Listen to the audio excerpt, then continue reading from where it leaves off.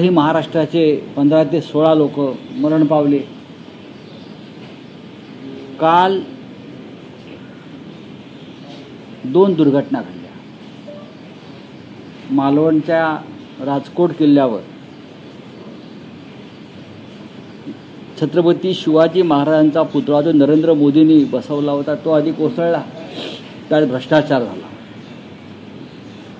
त्यानंतर मोठा गाजावाजा करून सरकारनं काही मंत्र्यांनी नवीन पुतळा बसवला। काल जे चित्र समोर आलं आहे, आत्ता 1 महिन्यापूर्वी तुम्ही पुतळ्याचं उद्घाटन केलं आणि संपूर्ण पुतळ्याचा परिसर, चबुतरा, जमीन ज्याच्यावरती कोट्यावधी रुपये खर्च केले तो खचला। पहा तुम्ही चित्र, अत्यंत भयंकर चित्र आहे। समुद्रावर किल्ले यापूर्वी सुद्धा बसवलेले आहेत। गेटवे ऑफ इंडियाचा पुतळा शिवाजी महाराजांचा समुद्रातच आहे, जर आपण पाहिला असेल, आणि त्या पुतळ्याला 60 वर्षापेक्षा जास्त काळ झाला। गेटवे ऑफ इंडियावरचा पुतळा, तसं पाहिलं तर शिवतीर्थावरच्या पुतळ्याजवळ सुद्धा समुद्रच आहे। हे सगळे पुतळे सुरक्षित आहेत, कारण त्यात भ्रष्टाचार झाला नाही। पण मालवणच्या पुतळ्यामध्ये पुन्हा एकदा भ्रष्टाचार झाला का? ते पैसे कुठे वळवले का? ही शंका लोकांना येते। त्यानंतर दुसरी अत्यंत दुर्दैवी आणि गंभीर घटना पुणे जिल्ह्यात घडली की हा जो कुंडमळा भाग आहे मावळमधला,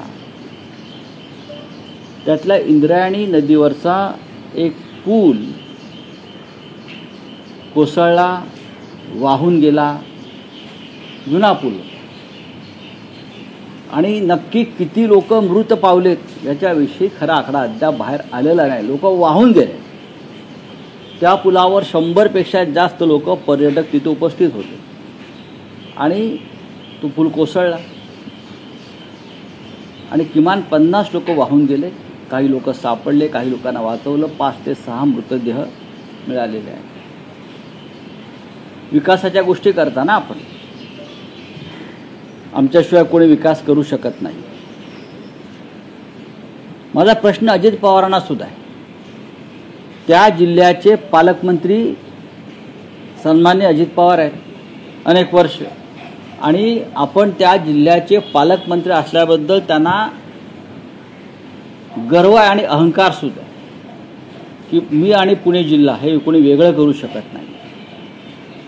मग कालच्या दुर्घटनेची जबाबदारी अजितदादा पवार पालकमंत्री म्हणून आपण घेणार आहात का, की झटकून टाकणार आहात? कारण तुम्हाला मी काल काहीतरी एक पाहिलं, एका पत्रकाराला दम देत होते, त्यांना सगळंच माहीत असतं। मग त्यांना हा पूल जुना झाला आहे आणि त्या ठिकाणी आपला आमदार आहे सुनील शेळके नावाचा, ज्याला घेऊन ते फिरत असतात,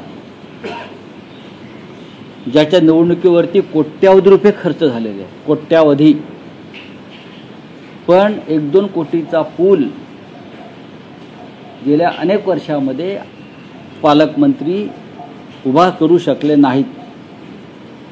पालकमंत्री अशा लहान सहान कामात झोपलेले असतात।